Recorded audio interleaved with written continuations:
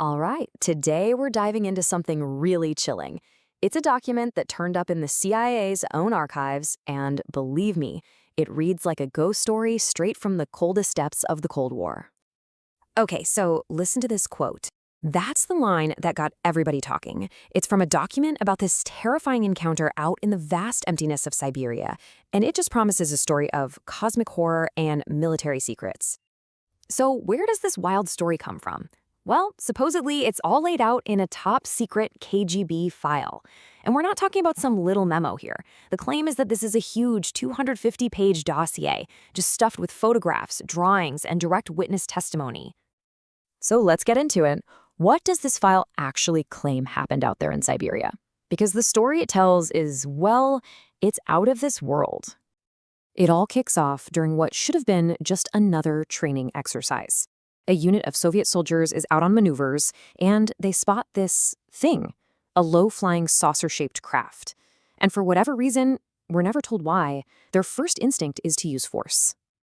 And this is where things get really, really strange. The report lays out this almost clinical step-by-step breakdown of what happened next. A missile hits. 5 small humanoid figures get out of the wreckage. But they don't, pull out laser guns. They do something way weirder. They fuse together, become this single, glowing sphere of light, and then, boom, 23. 23 soldiers were caught in that flash of light. And they weren't just killed. The report is very specific. They were instantly turned into stone poles, petrified. So how did anyone see this happen? Well, apparently 2 soldiers survived, and it was just dumb luck. They happened to be standing in the shade, which somehow shielded them from whatever that blast was. And just like that, they became the only eyewitnesses to this horrifying event. You can just imagine the scene afterward. The report says the remains of the soldiers and the UFO were whisked away to a secret lab near Moscow. And the scientists there, they were completely stumped. They concluded that the soldiers' bodies had been fundamentally changed. Like their molecular structure was now the same as limestone. An unknown energy had literally turned them to stone. And this is the really chilling takeaway from the story, right? The document itself quotes someone, supposedly a CIA rep, saying that if this is real, this is an extremely menacing case. It means these beings have weapons and technology that are just beyond anything we can even imagine. It's a terrifying thought. Okay, so this is where we have to put on our detective hats. Because here's the thing. This document is real. It's right there on the CIA's website. But what does that actually mean?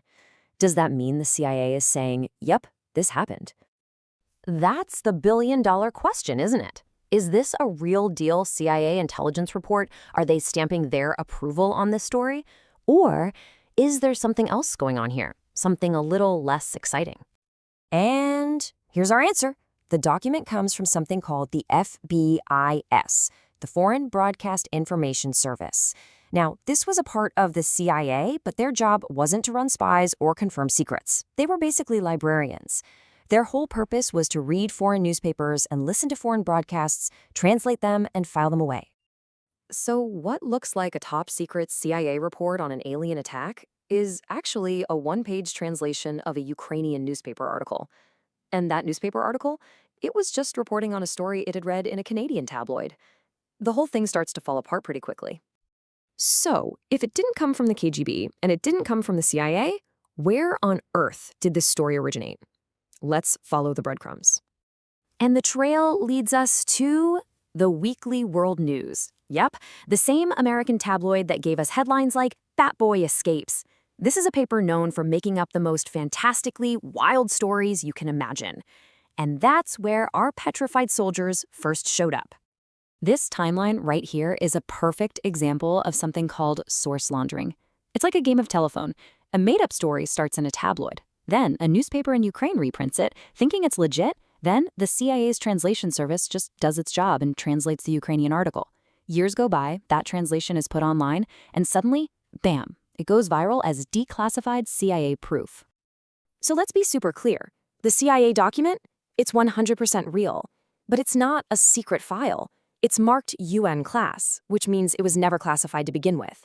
It's not an investigation, it's a translation. And its source wasn't the KGB, it was a newspaper article about a tabloid story. Which really gets us to the heart of the matter, right? The massive gap between the myth that spread like wildfire online and the boring, bureaucratic reality of the actual document that started it all.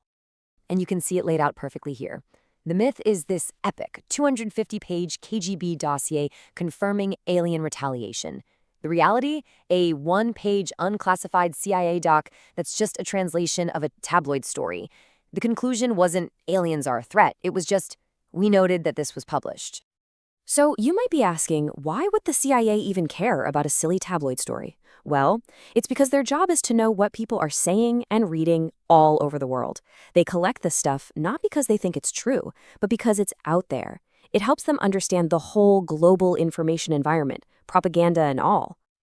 And that kind of leaves us with a pretty big question, doesn't it? In this age where everything is online and shareable in an instant, how many other stories that we think are declassified secrets are really just translations? The real story here isn't about petrified soldiers. It's about how easily a piece of fiction can put on a government seal of approval and convince the world it's real.